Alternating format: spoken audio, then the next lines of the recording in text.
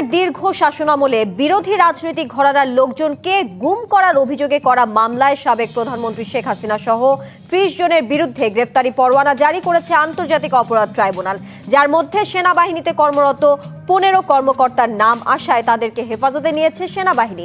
এই ঘটনার পর ঢাকা সেনানিবাসের একটি ভবনকে সাময়িকভাবে কারাগার ঘোষণা করে এক প্রজ্ঞাপনও জারি করেছে স্বরাষ্ট্র মন্ত্রণালয়। জানিয়ে শুরু হয়েছে নানা আলোচনা, কারণ দেশের ইতিহাসে চাকরিরত অবস্থায় এত সেনা কর্মকর্তার বিরুদ্ধে গ্রেফতারি পরোয়ানা এটাই প্রথম। ট্রাইব্যুনাল বলছে, আইন অনুযায়ী কারো বিরুদ্ধে গ্রেফতারি পরোয়ানা জারি করা হলে তাকে পুলিশের মাধ্যমেই ট্রাইব্যুনালে হাজির করা হবে। এমন অবস্থায় সেনা হেফাজতে থাকা অভিযুক্ত কর্মকর্তারা সেনাবাহিনীর হেফাজতে থাকবে নাকি পুলিশের কাছে হস্তান্তর করা হবে তা নিয়েও প্রশ্ন উঠেছে। যদিও আন্তর্জাতিক অপরাধ আদালতের চিফ প্রসিকিউটর তাজুল ইসলাম বলেছেন, সংবিধান, আন্তর্জাতিক অপরাধ ট্রাইব্যুনালের আইন ও ফৌজদারি কার্যবিধি অনুযায়ী আটক ১৫ সেনা কর্মকর্তাকে অবশ্যই আদালতে আনতে হবে। এই ঘটনায় বিএনপি এক বিবৃতি দিয়ে বলেছে, সীমা লঙ্ঘনকারীরা বিচারের মুখোমুখি হোক, অধিকাংশ সেনা সদস্য তা চান। আর দেশপ্রেমিক সেনাবাহিনীকে নিয়ে বাংলাদেশের জনগণ গর্বিত থাকতে চায় জানিয়ে জামায়াতের আমির বলেছেন, দুঃখজনক হলেও সত্য, এই বাহিনীর কতিপয় সদস্য দেশের বিদ্যমান আইন ও মানবাধিকারের প্রতি সম্মান প্রদর্শনে সম্পূর্ণভাবে ব্যর্থ হয়েছিলেন। এমন প্রেক্ষাপটে সিভিল আদালতে সেনা কর্মকর্তাদের বিচার, সরকার সেনা সম্পর্ক এবং সেনাবাহিনীতে এর প্রভাব কেমন হতে যাচ্ছে, এই আলোচনায় স্টুডিওতে আছেন বিএনপির যুগ্ম মহাসচিব সৈয়দ ইমরান সালেহ প্রিন্স, গণফোরামের সাধারণ সম্পাদক ডাক্তার মোহাম্মদ মিজানুর রহমান এবং বাংলাদেশ জামায়াতে ইসলামের কেন্দ্রীয় মজলিসে শুরা সদস্য ডক্টর মোহাম্মদ আব্দুল মান্নান। আপনাদের তিনজনকে আজকে রাজকাহন স্টুডিওতে স্বাগত জানাচ্ছি। শুরুটা করতে চাই ডাক্তার মোহাম্মদ মিজানুর রহমান আপনাকে দিয়ে। গত ৮ অক্টোবর অভিযুক্তদের বিরুদ্ধে গ্রেফতারি পরোয়ানা জারির পর সেনাবাহিনীর পক্ষ থেকে তাদের অবস্থান পরিষ্কার করা হয় এবং ১৫ সেনা কর্মকর্তাকে হেফাজতে নেওয়ার কথা জানায় তারা। এই যে গ্রেফতার পরোয়ানা জারির পর ১৫ সেনা কর্মকর্তাকে তারা হেফাজতে নিল, তাদের অবস্থান পরিষ্কার করলো, এই ঘটনায় বাহিনীকে নিয়ে কি কোনো প্রশ্ন উঠবে নাকি মানবতা বিরোধী অপরাধের অভিযোগ সংক্রান্ত বিচারে সহযোগিতা করে সেনাবাহিনী প্রশংসা করাবে, সেই বিষয়টি জানতে চাই। আসলে সর্বোপরি আপনাদের সেনাবাহিনীর এই উদ্যোগকে আপনারা রাজনীতিবিদ হিসেবে কিভাবে দেখছেন? ধন্যবাদ আপনাকে এবং সেই সাথে আমার সম্মানিত দুইজন সহ আলোচক এবং ডিবিসি নিউজের দর্শক শ্রোতাকে। প্রথমে একটা বিষয়, সেটা হচ্ছে যে আইনের ঊর্ধ্বে আমরা কেউ নই, এই বিষয়টা আমাদের প্রথমে আসতে হবে। দ্বিতীয়ত, অপরাধ যেই করুক না কেন তাকে আইনের কাছে আসতেই হবে, এরকম একটা দৃষ্টান্ত আমাদের হওয়া উচিত। অতীতে আমরা দেখেছি যে যারা আইন লঙ্ঘন করেছে তারা অনেক সময় সরকারের আনুকূল্য পেয়ে বা নানাভাবে প্রভাব বিস্তার করে তারা পার পেয়ে গেছে নানা ক্ষেত্রে। সেই জন্যেই অনেক সময় আইন নিজের হাতে তুলে নিয়েছে এবং নিতে সাহস পেয়েছে। কিন্তু এখানে যে বিষয়টা, সেটা হলো যে সেনাবাহিনী আমাদের সবচেয়ে গর্বের একটি প্রতিষ্ঠান এবং দেশপ্রেমিক, বাংলাদেশের সবচেয়ে শৃঙ্খলিত একটি বাহিনী। এই বাহিনীতে যারা আছেন তারা, আমরা দেখেছি, সে বাহিনী যদি ব্যক্তি পর্যায়ে যদি কেউ অনিয়ম করে থাকে, দুর্নীতি করে থাকে, কিংবা এই যে গুমের মতো এত বড় একটি অপরাধের সাথে যদি জড়িত হয়ে পড়ে, তাহলে তাকে বিচারের আওতায় আনার জন্য বাহিনীর প্রধান তিনি যে কমিটমেন্টের আগে করেছেন যে সেনাবাহিনীর কোনো ব্যক্তি বা কোনো কর্মকর্তা যদি অপরাধে জড়ায় তার দায় সেনাবাহিনী গ্রহণ করবে না, এটা কিন্তু বড় একটা কথা। এখন একটা বিষয় সেটা আমাদের মাথায় রাখতে হবে যে এই যে রাষ্ট্রের সবচেয়ে শৃঙ্খলিত এবং জনবান্ধব দেশপ্রেমিক যে সেনাবাহিনী, আপনি যদি খেয়াল করেন স্বাধীনতার পরে এ পর্যন্ত যেগুলো আন্দোলন সংগ্রাম হয়েছে গণতন্ত্রের জন্যে কিংবা রাষ্ট্র কাঠামোর জন্যে, মানুষের অধিকার প্রতিষ্ঠার জন্যে, এই বাহিনী কিন্তু সবসময় জনগণের পাশে দাঁড়িয়েছে। আপনি মুক্তিযুদ্ধের সময় দেখেন, তারা দেশের জন্যে কিন্তু তারা সবচেয়ে বেশি ত্যাগ স্বীকার করেছে। ৯০-এর গণ আন্দোলনে এরশাদ যেভাবে সেনাবাহিনীকে ব্যবহার করেছেন, তিনি কিন্তু নিজেও সেনাপ্রধান ছিলেন, তারপরও সেনাবাহিনী কিন্তু তার কথা শোনেননি, জনগণের পাশে দাঁড়িয়েছে। এইবার যদি ২৪-এর যে অভ্যুত্থান, যে আন্দোলন, সেখানে সেনাবাহিনীকে তৎকালীন প্রধানমন্ত্রী যেভাবে সরাসরি নিজে নির্দেশনা দিয়েছেন, আমরা তার কল রেকর্ড অনেক কিছুই দেখছি, কিন্তু শেষ পর্যন্ত সেনাবাহিনী তা না করে জনগণের পাশে দাঁড়িয়েছে। এখন এই যে যাদেরকে গুম বা এই হত্যাকাণ্ডের সাথে সম্পৃক্ততার অভিযোগে যাদেরকে গ্রেপ্তার করা হলো, আমরা মনে করি যে এদেরকে, সেনাবাহিনীর কিন্তু একটা নিজস্ব আইন আছে, তাদের নিজেদের একটা বিধিবিধান আছে, তার মধ্যেই তাদেরকে রাখা উচিত। কারণ বাইরে যেভাবে আমাদের প্রসিকিউটর যেটা বলছে, আমি যদি আইনজ্ঞ না, কিন্তু একজন রাজনৈতিক কর্মী কিংবা দেশের একজন সাধারণ মানুষ হিসাবে মনে করি যে আমাদের এই যে আদালত যেগুলো আছে, এই ধরনের বিচারাঙ্গনে বিশেষ করে অতীতেও যে সমস্ত বিচার হয়েছে, এগুলো কিন্তু রাজনীতিকরণের বা নানা ধরনের প্রশ্ন রয়েছে। তো সেনা কর্মকর্তাদের এই ধরনের একটি আইনে, ফৌজদারি আইনে আনা সঠিক হবে কিনা সেটা আমাদের দেখতে হবে। সেই ক্ষেত্রে আমরা মনে করি যে আমাদের যিনি সেনাপ্রধান আছেন, আজকে এই যে অভ্যুত্থানের পরে সমস্ত সেনাবাহিনীর শক্তিটা আজকে জনগণের পাশে দাঁড়িয়েছে, আইন শৃঙ্খলা থেকে শুরু করে সব কিছুতে। এবং আপনি সামনে একটি অবাধ, সুষ্ঠু, নিরপেক্ষ নির্বাচন করতে যাচ্ছেন। সেই নির্বাচনে কিন্তু সবচেয়ে মুখ্য ভূমিকা রাখবে সেনাবাহিনী। পুলিশ বাহিনী কিন্তু এখনও সোজা হয়ে দাঁড়াতে পারেনি। সেই ক্ষেত্রে সেনাবাহিনীর ভিতরে যদি কোনো রকম সংকট থাকে, আমার মনে হয় যে সেটা সেনাবাহিনীর যে আইন, তার বিধিবিধান এবং সেনাবাহিনীর যে কোর্ট, সেখানেই তাদেরকে বিচারের মুখোমুখি করা। এবং আমাদের আস্থা রাখা উচিত যে সেনাবাহিনী এ পর্যন্ত এই যে 24-এর গণ অভ্যুত্থানের পর থেকে তারা কিন্তু সমস্ত ত্যাগ স্বীকার করে মানুষের পাশে এত দুঃখ দুর্দশা লাঘব করছে, নিজেরাও সহ্য করছে এবং মানুষের পাশেও থেকেছে।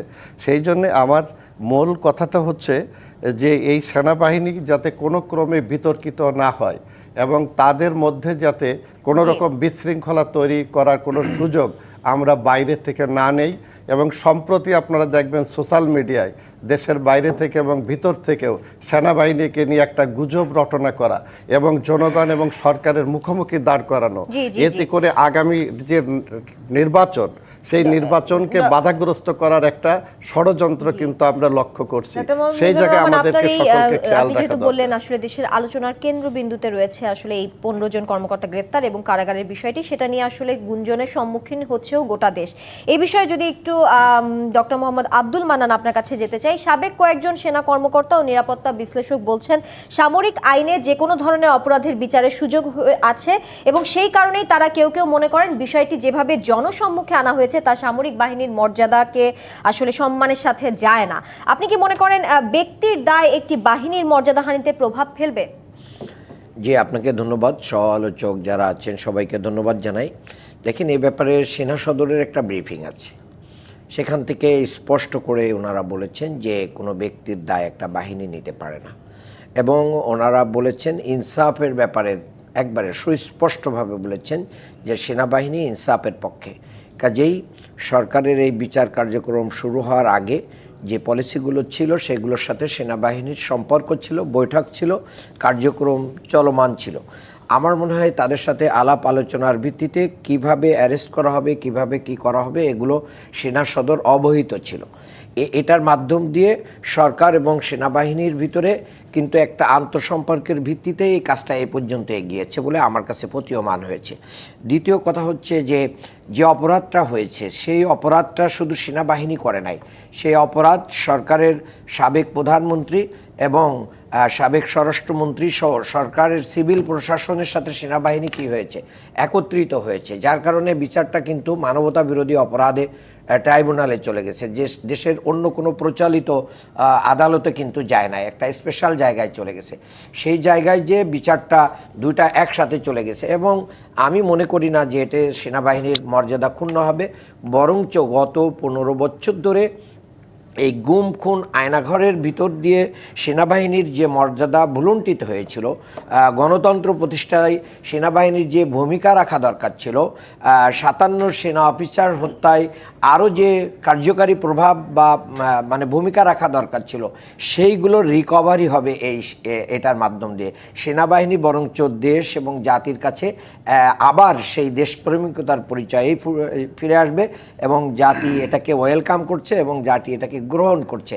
যার কারণে দেখছেন যে পুরো বাংলাদেশের আপনি দেখছেন যে আজকে আপনাদের সংবাদের ভিতরে এসেছে বিএনপির পক্ষ থেকেও এটাকে মানে পজিটিভলি দেখা হয়েছে। জামাত ইসলামের আমিরও বিবৃতি দিয়ে এটা বলেছেন, পজিটিভলি বলেছেন এবং অপরাধীদের বিচার হচ্ছে, সেনা সদস্যের বিচার হচ্ছে, বিষয়টা এরকম না। কাজেই যারা অপরাধের সাথে জড়িত সেনার বাহিনীর সকল সদস্যরাও সেই অপরাধীদের বিচার তাকে ত্বরান্বিত করতে চেয়েছেন। আর জেলখানার যে বিষয়টি এখানে রয়েছে সেটা ইতিপূর্বেও আপনি দেখেছেন যে যখন মঈনুদ্দিন ফখরুদ্দিনের সরকার ছিল তখন কিন্তু বেগম খালেদা জিয়া এবং শেখ হাসিনার কে কারাগারে রাখার জন্য সাবজেল ঘোষণা করে কিন্তু সেখানে রাখা হয়েছিল এবং সেটা সেনানিবাসের ভিতরে রাখাটা নিরাপত্তা এবং অন্যান্য বিষয় মিলে আমি মনে করি এটা যথাযথ হয়েছে এবং সেটা সরকার এভাবে লিয়াজো করে এটা করতে পারে। কারণ এখানে আপনারা দেখেছেন যে বিভিন্ন সময় নিরাপত্তাজনিত কারণে এবং কোভিডের সময় অনলাইনেও হাজিরা সিস্টেম কিন্তু ছিল। সো দ্যাট আমি মনে করি না এখানে আইনের ব্যত্যয় হবে, বরঞ্চ আমাদের দেশ আমাদের যে দীর্ঘদিনের যে গুম খুন এবং হত্যার রাজনীতি বন্ধ হয়ে গণতন্ত্রের একটা নতুন যাত্রা সূচনা হবে। সেই জায়গায় বাংলাদেশ আরও এক ধাপ এগিয়ে যাবে এবং সেনাবাহিনী সেটাই সহযোগিতা করতেছে বলে দেশের জনগণের সাথে আমাদের কাছে এটা বিশ্বাস। এবারে সৈয়দ ইমরান সালে প্রিন্স, আপনার কাছে একটু যেতে চাই। যেমনটা সেনাবাহিনী জানিয়েছে তাদের সংবাদ সম্মেলনে, তারা বিচারের পক্ষে, কিন্তু অভিযুক্ত কর্মকর্তারা এখন সেনা হেফাজতে এবং মেজর জেনারেল কবির আহমদ এখনও নিখোঁজ আছে। এখন আমি জানতে চাই আসলে সেনাবাহিনী কি নিজস্ব কাঠামোর ভেতরে আইনি দায়িত্বের জবাবদিহিতা প্রতিষ্ঠা করতে পারবে কিনা এটা জানাবেন। আর সেই সাথে জানাবেন, এই যে গুম ও মানবতা বিরোধী অপরাধের ঘটনায় সাবেক ও বর্তমান মোট 25 সেনা কর্মকর্তার নাম এসেছে, এর মাধ্যমে কি সরকার ও সেনাবাহিনীর মধ্যে কোনো নতুন করে দূরত্ব তৈরি হওয়ার সম্ভাবনা আপনি দেখছেন কিনা? ধন্যবাদ আজকের এই শোতে আমাকে আমন্ত্রণ জানানোর জন্য, এবং একই সাথে আমার সাথে যারা সহ আলোচক আছেন তাদেরকে শুভেচ্ছা জানাচ্ছি, দর্শক শ্রোতাদেরকে শুভেচ্ছা জানাচ্ছি। আজকে যে টপিকসটা আপনি আলোচনায় উঠে এনেছেন একটি সেন্সিটিভ বিষয়। বাংলাদেশের সেনাবাহিনী আমাদের গর্বের প্রতিষ্ঠান এবং জাতির গর্ব। সেনা সদস্যরাও এই দেশের গর্বিত সন্তান। আমরা তাদেরকে সবসময় সম্মানের আসনে দেখি এবং সব সময় আমরা চেষ্টা করি যে আমাদের রাজনৈতিক মতবিরোধ যাই থাকুক না কেন, এই সেনাবাহিনী বা সেনা সদস্য বা সশস্ত্র বাহিনীর সদস্যদের ব্যাপারে আমরা সবাই ঐকমত্যের ভিত্তিতে আমরা একটা জায়গায় দাঁড়ানোর চেষ্টা করি। দুর্ভাগ্যজনক হলেও সত্য যে বিগত 15 বছর আওয়ামী ফ্যাসিবাদের সময় অন্যান্য সকল প্রতিষ্ঠানের মতোই সেনাবাহিনীর কিছু কিছু ব্যক্তিকে ব্যবহার করে শেখ হাসিনা বাংলাদেশে চরমভাবে মানবাধিকার লঙ্ঘন করেছিলেন। গুম খুন হত্যা নির্যাতন হুমকি ধামকি দেওয়া ইত্যাদি এমন কোনো কাজ নেই যে তারা করেনি। শুধু সেনাবাহিনীর কতিপয় সদস্যদের দিয়ে করেছেন তাই না, এখানে অন্যান্য বাহিনীর সদস্যদেরকেও তিনি নির্লজ্জভাবে অন্যায়ভাবে ব্যবহার করেছেন। তারই আমরা ফলশ্রুতিতে দেখতে পেয়েছি যে এই যে বিগত 15 বছরের গুম খুনের সাথে যারা জড়িত ছিল সেনাবাহিনীর 25 জন সদস্য, তাদের বিরুদ্ধে আপনার আন্তর্জাতিক অপরাধ ট্রাইব্যুনাল যেখানে বিচার হচ্ছে তাদের বিরুদ্ধে গ্রেফতারি পরোয়ানা জারি করা হয়েছে এবং সেই গ্রেফতারি পরোয়ানা জারির পরে সেনা সদর থেকে একটি বিবৃতিও দেওয়া হয়েছে, যাতে আমি মনে করি দেশের জনগণের যে আকাঙ্ক্ষা তার প্রতিফলন ঘটেছে। আমরা বাংলাদেশ জাতীয়তাবাদী দল বিএনপি আপনার ধরেন এই ফ্যাসিবাদের পুরো সময় জুড়ে সবচেয়ে বেশি গুম খুনের নিপীড়নের শিকার হয়েছি। এখনও আমাদের অনেক সাবেক সংসদ সদস্য কেন্দ্রীয় নেতা তাদের আমরা হদিস পাই নাই যে তারা আসলেই জীবিত আছে না মৃত বা তাদের অবস্থানটা কি। সরকারও কিন্তু এই 5ই আগস্টের পর অন্তর্বর্তীকালীন সরকার বা প্রশাসন কেউ কিন্তু এই ব্যাপারে কিছু বলতে পারে নাই। তো সেই দল হিসাবে বিএনপি আমরা অবশ্যই সকল মানবাধিকার লঙ্ঘনের বিচার চাই। এখানে প্রতিষ্ঠানের কিন্তু কোনো পরিচয় না, এখানে আপনার বিবেচ্য হবে ব্যক্তির অপরাধ এবং আইনের শাসন। এখানে শেখ হাসিনা এবং আওয়ামী লীগ সরকার তারা তাদের ইচ্ছায় এই হত্যাকাণ্ড গুমগুলো ঘটিয়েছে। সেনাবাহিনীতে শেখ হাসিনার অনুগত এবং তাদের দলীয় পরিচয়ে পরিচিত কিছু সেনা কর্মকর্তার মাধ্যমে, যদিও সেনাবাহিনীতে আপনার দলীয় পরিচয়ে কর্মকর্তা নিয়োগের বা পদায়নের কোনো সুযোগ নাই, কিন্তু সেটাও কিন্তু শেখ হাসিনা নির্লজ্জভাবে করেছেন। তাহলে সমস্ত এই হত্যাকাণ্ড গুম খুনের মূল দায়ীকে শেখ হাসিনা এবং তার সরকার, তাদের বিচার হতে হলে অবশ্যই এই ঘটনার সাথে সেনাবাহিনীর যাদেরকে তিনি জড়িত করেছিলেন তাদেরকেও বিচারের মুখোমুখি দাঁড় করাতে হবে। এই বিচারের ব্যাপারে সেনাবাহিনী কিন্তু আপনার দ্বিমত পোষণ করছে না। তবে ব্যক্তির দায় কোনো প্রতিষ্ঠানকে দেওয়া যাবে না। আমি আবারও বলছি, ব্যক্তির দায় পুরা সেনাবাহিনীকে এটা দেওয়া যাবে না। আপনি ধরেন আপনার এই যে 5ই আগস্টের যে গণ অভ্যুত্থানটা হয়ে গেল, সেই গণ অভ্যুত্থানের আগে শেখ হাসিনা নিজে, আপনার যেটা আমাদের ভাই বললেন যে শেখ হাসিনা নিজে সেনা সদস্যদেরকে ফোন করে আপনার গুলি চালানোর নির্দেশ দিয়েছিলেন, কিন্তু সেনাবাহিনী কিন্তু সেই পর্যায়ে যায় নাই। বরঞ্চ সেনাপ্রধান ওয়াকারুজ্জামানের নেতৃত্বে তারা, সেনাবাহিনীর যারা সদস্যরা আছেন তারা কিন্তু সেই ব্যাপারে দৃঢ় অবস্থান নিয়েছেন। সেনাবাহিনীর ভিতরে বৈঠক করে তারা সেখানে গুলি না চালানোর জন্য, জনগণের বিপক্ষে না দাঁড়ানোর সিদ্ধান্ত নিয়েছিলেন। তো এইটা সেনাবাহিনী, টোটাল সেনাবাহিনী নিতে পারলো কখন? যখন দেশে একটা স্ফুলিঙ্গ, মানে একটা গণ অভ্যুত্থান হয়ে গেল এবং তারা জানলো যে জনগণ এই গণ অভ্যুত্থানের পক্ষে। সেনাবাহিনী কিন্তু শেখ হাসিনার সেই ইয়েটা মানে ক্যারি আউট করে নাই।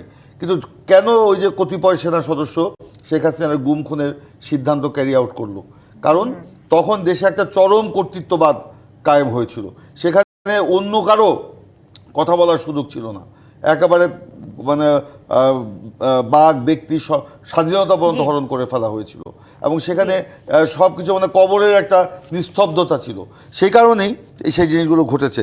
এখন আমরা যেটা মনে করি যে সেনাবাহিনীর প্রতিটা সদস্য আমাদের জাতির গর্বিত সন্তান এবং অধিকাংশ সেনা সদস্য, সরকার এবং সেনাবাহিনীর মধ্যে কি কোনো দূরত্ব সৃষ্টি হবে কিনা? কখনোই না। আমি মনে করি এই যে প্রক্রিয়াটা যাওয়ার আগে এটা পর্দার আড়ালে কিংবা প্রকাশ্যে এটা আরও অনেক এক্সারসাইজ হয়েছে।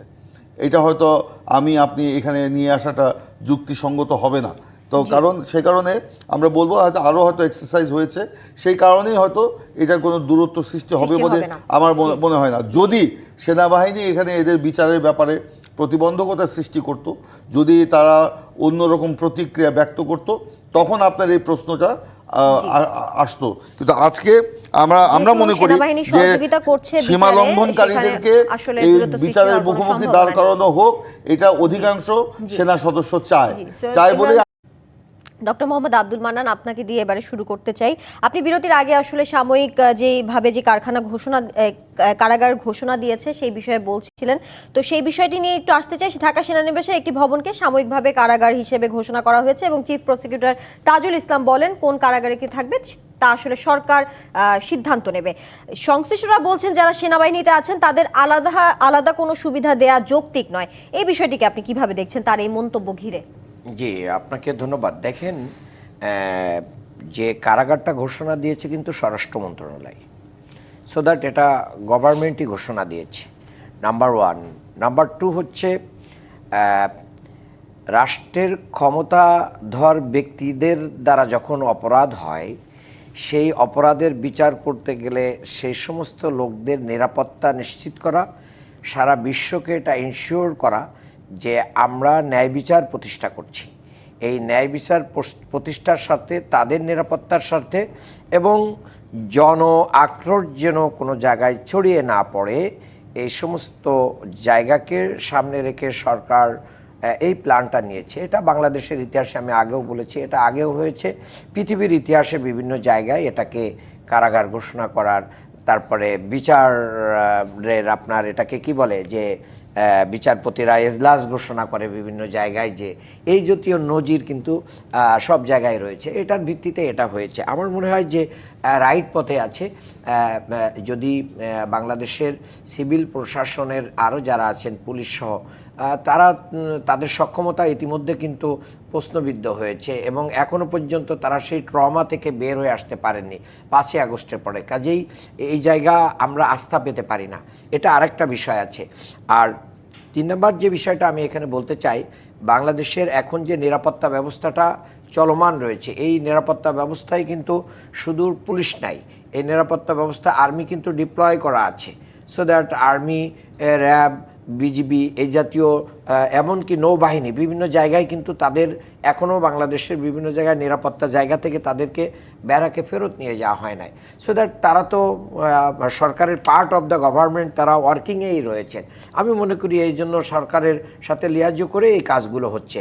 তারা তো সরকারের বিভিন্ন জায়গায় প্রশাসনিক যেখানেই সমস্যা তৈরি হচ্ছে, যেখানে পুলিশ পারছে না, যেখানে বিভিন্ন প্রকার সমস্যা দেখা দিচ্ছে, সেখানে তো সেনাবাহিনী যাচ্ছে। সেটার অংশ হিসেবে সেনাবাহিনীর হেফাজতে এখানে থেকে যদি তার বিচার নিশ্চিত করা যায়, কোথায় থাকলো, কার হেফাজতে থাকলো, এটা খুব ইম্পর্টেন্ট না। বিচারটা, ন্যায় বিচারটা ইম্পর্টেন্ট। আমি মনে করি নিরাপত্তার সাথে এটা একটা সঠিক দিকেই আগাচ্ছে। ডাক্তার মোহাম্মদ মিজানুর রহমান, ভূরাজনীতি ও রণকৌশল বিশেষজ্ঞ একজন বলেছেন, তিনি শঙ্কা প্রকাশ করেছেন আসামিদের নিরাপত্তা দিতে পারবে না সরকার। অন্যদিকে আন্তর্জাতিক অপরাধ ট্রাইব্যুনালের প্রসিকিউটর MH তামিম জানিয়েছেন আদালতে অভিযুক্তদের নিরাপত্তার শঙ্কা নেই, এমনটা উল্লেখ করেছেন তিনি। আপনি কি এই নিরাপত্তার কোনো শঙ্কার সম্ভাবনা দেখছেন, বা নিরাপত্তা কি আসলেই দিতে পারবে না সরকার? কি মনে হচ্ছে আপনার কাছে? দেখেন, এই সরকার তো অভ্যুত্থানের পরে একটি অন্তর্বর্তীকালীন সরকার। তারা যখন দায়িত্ব নিয়েছিল তখন আমাদের দেশে প্রশাসন বলেন, বিচার ব্যবস্থা বলেন, সব কিছুই একেবারে ভেঙে পড়েছিল। এই ভঙ্গুর অবস্থায় দায়িত্ব নেওয়ার পরে সেনাবাহিনী সবচেয়ে বেশি তাদেরকে সহযোগিতা করেছে। এবং আপনি যদি খেয়াল করেন যে এই সরকার আসার পরে, অভ্যুত্থানের পরে হাজার হাজার মামলা হয়েছে এবং সেই মামলার তদন্ত এখনও চলছে। তদন্ত শেষ হওয়ার পরে বিচারিক আদালতে দোষী সাব্যস্ত হওয়ার আগ পর্যন্ত তাকে কিন্তু অপরাধী বা দোষী বলার কোনো সুযোগ নেই। প্রত্যেকটা মানুষের ন্যায় বিচার পাওয়ার অধিকার কিন্তু আমাদের সংবিধান নিশ্চিত করেছে। কিন্তু আপনি যদি খেয়াল করে দেখেন যে আমাদের এখানে আদালত পাড়ায় যারা আসামিদেরকে নিয়ে যাচ্ছে, সেখানে মব তৈরি করে যেভাবে তাদেরকে ডিম নিক্ষেপ করেছে, জুতা নিক্ষেপ করেছে, এমনকি পুলিশের কাছ থেকে ছিনিয়ে নেওয়ার মতন ঘটনাও ঘটেছে। শুধু রাজধানী উল্লেখ করেছেন আর কি। জি, শুধু রাজধানীতে না, সারা বাংলাদেশে হয়েছে। কিন্তু আমরা যদি খেয়াল করি যে রাজধানী ঢাকার যে আমাদের CMM কোর্ট, সেটা তো সবচেয়ে রাজধানীর একটি গুরুত্বপূর্ণ আদালত পাড়া। সেখানেও কিন্তু পুলিশ দিয়ে কোনো রকমই কন্ট্রোল করতে পারে নাই, এমনকি এজলাসের মধ্যে হট্টগোল হচ্ছে। তাহলে সেই জায়গায় আমরা যদি সেনাবাহিনীর এই ধরনের কর্মকর্তাদের, এবং আপনি আরেকটা জিনিস খেয়াল করলে দেখবেন, এখানে আজকে আমরা যেটা জানছি যে 15 জনকে গ্রেপ্তার করা হয়েছে বা তাদেরকে হেফাজতে নেওয়া হয়েছে, তার মধ্যে 14 জন হচ্ছে তারা কিন্তু বর্তমান কর্মরত, এবং আর্মির সবচেয়ে উচ্চ পর্যায়ের কর্মকর্তা কিন্তু তারা শেষ পর্যায়ে। তাহলে এই যে কর্মকর্তাদের নেওয়া হয়েছে, এখন তাদের তো তদন্ত শেষ হয়েছে বা তদন্ত চলছে। এখন এই যে বিচারিক প্রক্রিয়ায় তাদেরকে যদি বাইরে এইভাবে আনা নেওয়া করা হয়, কারণ একটা জায়গায় সেনাবাহিনীর এই ধরনের কর্মকাণ্ডকে নিয়ে নানা ধরনের গুজব রটনাও আছে। আবার এ কথাও সত্য যে গুম, খুন, নির্যাতনের জন্যে যে আয়নাঘর নামের যে গোপন বন্দিশালা, নির্যাতন কেন্দ্র খোলা হয়েছে, সেখানেও আমরা শুনেছি সেনাবাহিনীর অনেক উচ্চ পর্যায়ের কর্মকর্তা তারা সেখানে সরাসরি জড়িত ছিল, এবং বিশেষ করে DGFI বা অন্যান্য গোয়েন্দা সংস্থার কথা আমরা শুনেছি। তো এটা তো অস্বীকার করার উপায় নেই। এতে করে কিন্তু জনগণের ক্ষোভ কিংবা অসন্তোষ তাদের উপরে রয়েছে।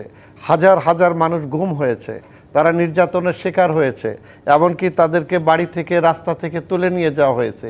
এই যে 15 বছর ধরে যেই ধরনের মানে হত্যা, তারপরে তাদের যে নির্যাতন, নানা ধরনের ক্ষোভ রয়ে গেছে কিছু কিছু ব্যক্তির উপরে। এই কারণে আপনি দেখেন যে একজন উচ্চ পদস্থ কর্মকর্তা, তার ব্যাপারে কিন্তু নানা ধরনের নাজেহাল করার একটা দেখা গেছে। তো সেই জায়গায় একটা শৃঙ্খলিত বাহিনী, এবং যে বাহিনী আমাদের জনগণের পরম বন্ধু, এবং এই জুলাই অভ্যুত্থানের পরে সেনাবাহিনীর কিন্তু সুযোগ ছিল পৃথিবীর সব জায়গায় এবং বাংলাদেশেও এই ধরনের সুযোগ পেলে কিন্তু রাষ্ট্র ক্ষমতায় যাওয়ার একটা মানে সুযোগ তারা কাজে লাগায়। কিন্তু বর্তমান সেনাবাহিনী বা আমাদের সেনাপ্রধান কিন্তু এই সুযোগটা কখনোই তারা নেননি। আপনি যদি খেয়াল করেন, আমি সেনাপ্রধানের সাথে কয়েকটি অনুষ্ঠানে আমার থাকার সুযোগ হয়েছে, আমি ব্যক্তিগতভাবে তার সাথে কথা বলেছি, এবং আমি তার সম্পর্কে যেটুকু দেখেছি, জেনেছি, আপনারাও জানেন, এবং দেশের মানুষ কিন্তু তাকে সবচেয়ে পরম বন্ধু হিসাবে গ্রহণ করেছে। কারণ তার একটাই কথা যে এই যে সেনাবাহিনী এবং এটা রাষ্ট্রের একটা বাহিনী, কোনো ব্যক্তির দায় যেন বাহিনীর উপরে জড়ানো না হয়, এটা উনি বলেছেন। পাশাপাশি আপনাকে একটু আগেও আমরা যেটা বলেছি, আর কয়দিন পরে জাতীয় নির্বাচন। এখন এই যে জাতীয় নির্বাচনে সেনাবাহিনী এই দীর্ঘ 1 বছরের অধিককাল মাঠে রয়েছে এবং এই নির্বাচনের জন্য সবচেয়ে সহায়ক ভূমিকা রাখবে সেনাবাহিনী।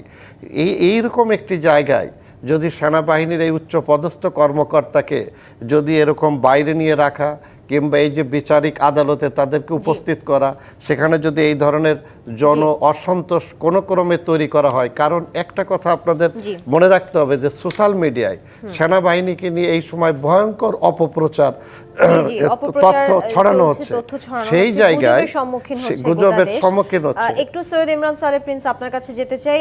যেমনটা ডাক্তার মোহাম্মদ মিজানুর রহমান বলছিলেন যে 16 জন কর্মকর্তাকে 9 অক্টোবরের মধ্যে সেনা হেফাজতে আসতে বলা হয়েছে, তার মধ্যে 15 জন নির্ধারিত সময়ের মধ্যে সেনা হেফাজতে আসেন।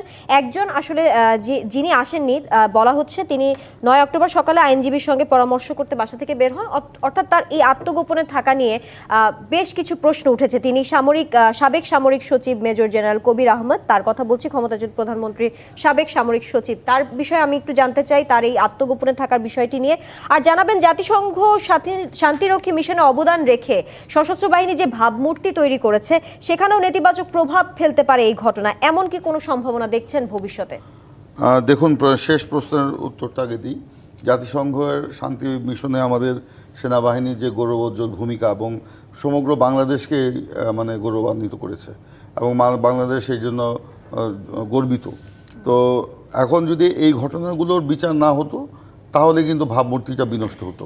বরঞ্চ এই গুম খুনের সাথে যে সকল সেনা সদস্য জড়িত, তারা যে র্যাঙ্কেই থাকুন না কেন, তাদের যদি সুষ্ঠু বিচার হয়, ন্যায় বিচার হয়, তাহলে বরঞ্চ সেনাবাহিনীর ভাবমূর্তি আরও বাড়বে এবং মানবাধিকারের প্রতি সেনাবাহিনীর যে একটা কমিটমেন্ট সেটা কিন্তু প্রস্ফুটিত হবে এবং এটা প্রমাণিত হবে।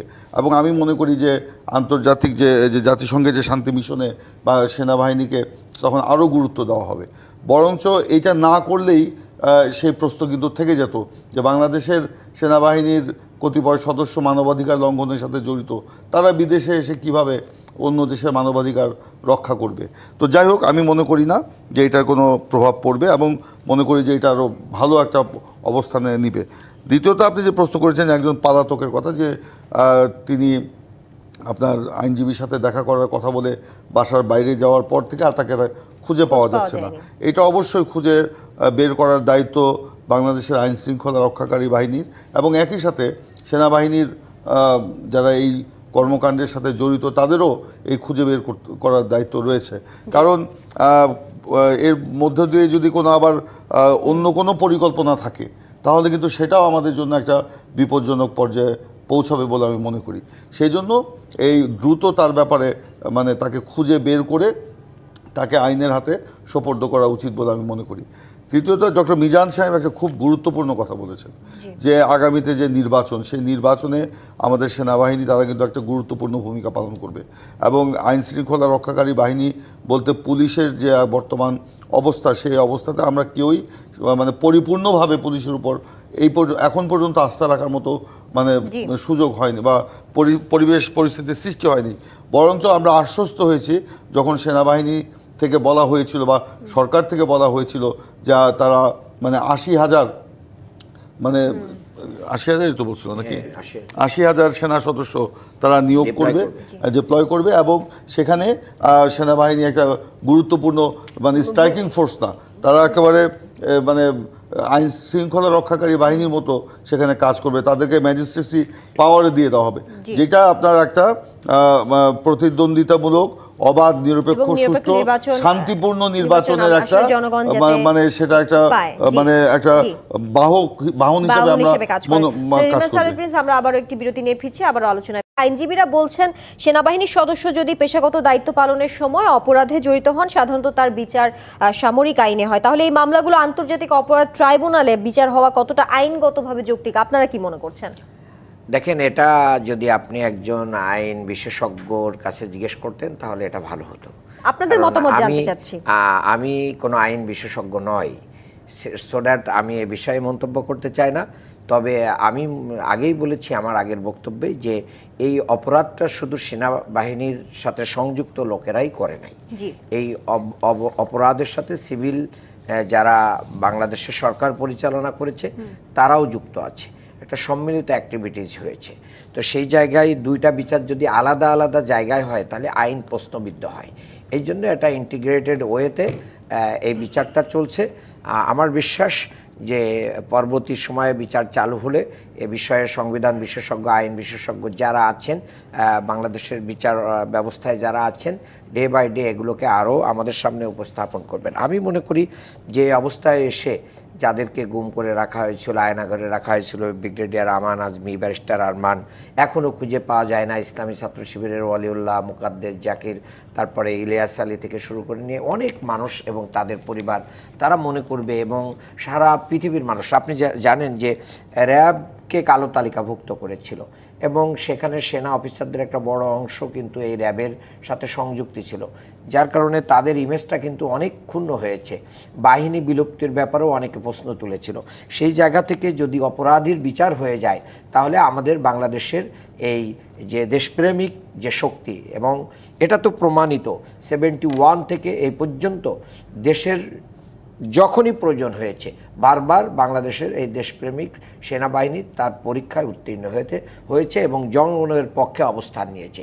সেটার মাধ্যম দিয়ে আমি মনে করি সেনাবাহিনীও জনগণের আস্থা অর্জন করবে, আন্তর্জাতিক সম্প্রদায়ের আস্থা অর্জন করবে, দেশে আইনের শাসন প্রতিষ্ঠিত হবে। ধন্যবাদ আপনাকে। এবার একটু ডাক্তার মোহাম্মদ মিজানুর রহমান আপনার কাছে যেতে চাই। সেনাবাহিনী থেকে গত শনিবার কিছু প্রশ্ন রেখে জানিয়ে দেওয়া হয়েছে গ্রেফতারি পরোয়ানার ঘটনাটি সেনা সদস্যদের মনোবলে কিছুটা প্রভাব ফেলেছে, তবে সবকিছুর ঊর্ধ্বে থেকে তারা আসলে সবসময় ন্যায়ের পক্ষে থাকবে, বাংলাদেশ সেনাবাহিনী সংবিধান স্বীকৃত দেশের সব আইনের প্রতি শ্রদ্ধাশীল, এমনটা তারা জানিয়েছে। সেনাপ্রধানকে উদ্ধৃত করে বলা হয়েছে তারা জাস্টিসের পক্ষে, নো কম্প্রোমাইজ উইথ ইনসাফ। এই ঘটনা নিয়ে আমি আসলে জানতে চাই আসন্ন নির্বাচনে আসলে আর কি কি প্রভাব ফেলতে পারে এই বিষয়টি যদি কেন্দ্রবিন্দু হিসেবে দেখেন। দেখেন, সেনাবাহিনী আমরা প্রথমেই বলেছি, এখানে সবাই আমরা একমত হয়েছি এবং জাতি হিসাবেও আমরা গর্ববোধ করি যে আমাদের সেনাবাহিনী প্রাকৃতিক বিপর্যয় থেকে শুরু করে রাষ্ট্রের যে কোনো ধরনের ক্রাইসিস যখনই হয়েছে, বিশেষ করে এই ধরনের সরকার নিয়ে আন্দোলন সংগ্রাম, গণতন্ত্র প্রতিষ্ঠা এবং প্রতি 5 বছর পর পর জাতীয় নির্বাচনগুলোতে সেনাবাহিনী মাঠে গিয়ে অবাধ, সুষ্ঠু এবং গ্রহণযোগ্য নির্বাচন করার জন্য তারা যে ভূমিকা রেখেছে তাতে কিন্তু জাতি হিসাবে আমরা কিন্তু খুবই গর্ববোধ করি এই প্রতিষ্ঠানকে নিয়ে। কিন্তু সম্প্রতি এই যে গুণ, খুন, 15 বছরের নানা ধরনের অপরাধের সাথে সেনাবাহিনীর ব্যক্তি পর্যায়ের কিছু কর্মকর্তা জড়িয়ে পড়েছেন এবং আমরা সরাসরি দেখলাম যে প্রধানমন্ত্রী, যিনি কোনো কর্মকর্তাকে নির্দেশ দিতে পারেন না এবং এই পর্যায়ে চেন অফ কমান্ড ভেঙে ওই কর্মকর্তাও কিন্তু প্রধানমন্ত্রীর নির্দেশে এই ধরনের অপরাধ সংগঠিত করতে পারেন না, এগুলো কিন্তু হয়েছে।